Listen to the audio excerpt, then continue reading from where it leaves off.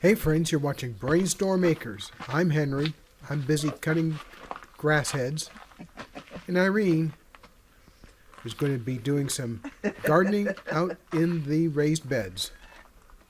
Smile, you're on kind of banana. See what I mean? Yeah. They've been digging in here. So we have to fix that.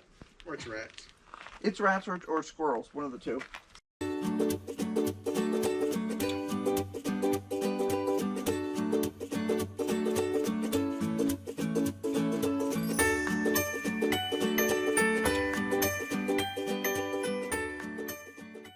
You can see they've been digging. Yep. So I noticed it on this one yesterday, and I was like, "What the heck?" And I was like, almost blaming you know who. And I was like, "No, she wouldn't climb up in there.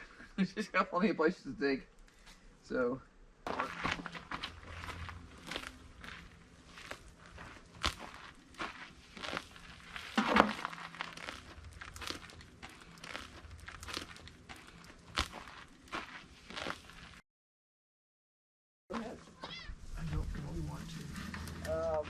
I'm just not bothering because I can cut off the tops faster right now than I have time for doing other things.